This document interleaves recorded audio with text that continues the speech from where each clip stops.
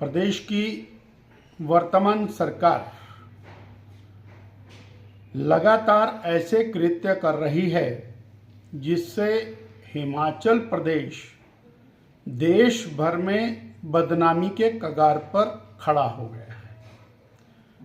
हिमाचल प्रदेश अपनी सुंदरता के लिए, हिमाचल प्रदेश देवी देवताओं के लिए, हिमाचल प्रदेश उन वीर सपूतों के लिए जाना जाता है जिन्होंने अपना सर्वस्व न्यौछावर बॉर्डर्स की सुरक्षा के लिए, देश की रक्षा के लिए किया। परंतु पिछले 2 साल में एक के बाद एक सरकार ऐसे काम कर रही है जिससे हिमाचल अलग अलग प्रकार से सुर्खियों में। आजकल हिमाचल प्रदेश इस बात के लिए सुर्खियों में है कि दिसंबर के महीने में लोग सिर के ऊपर बोतलें रखकर, कपड़े उतारकर और नग्न अवस्था में नृत्य करते हुए दिखाई देते हैं।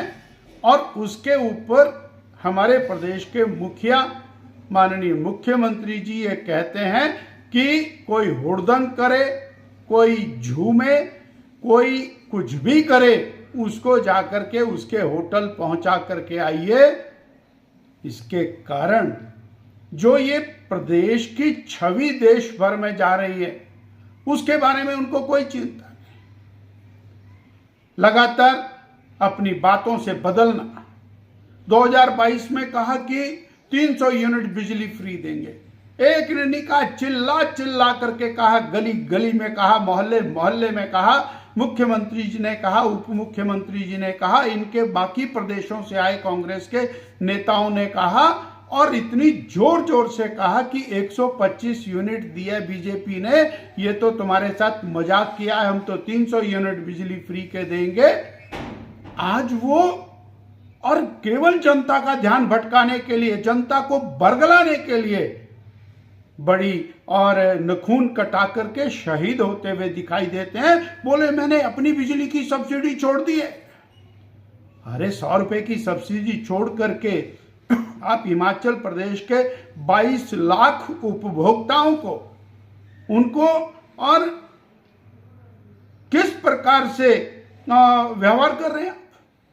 300 यूनिट बिजली फ्री देने का आपने वायदा किया था, 2 साल हो गए, 2 साल से लोग इंतजार कर रहे हैं। चाहे वो किसानों के साथ आपने अन्याय किया हो, बहनों के साथ अन्याय किया हो, बेरोजगारों की तो मौकरी बना करके रख दिया आपने। 1 लाख रोजगार सरकारी नौकरी आप पहली कैबिनेट में देने वाले थे, आज तक एक भी आदमी को नौकरी नहीं मिली। आए दिन आपने व्यवस्था परिवर्तन के नाम पर व्यवस्था तबाह करके रख दी है और उसके बाद जनता का ध्यान भटकाने के लिए कुछ छोटी छोटी चीजें घुमाते रहते हैं और उसके कारण जनता का, मीडिया का ध्यान भटकता है। हिमाचल की जनता पूछना चाहती है, जिस वायदे को लेकर, जिस गारंटी को लेकर के जो झूठ बोल करके आप सत्ता में आए, आपको उसको पूरा करना पड़ेगा। यदि आप नहीं कर रहे हैं तो आपका सत्ता में रहने का कोई अधिकार नहीं है।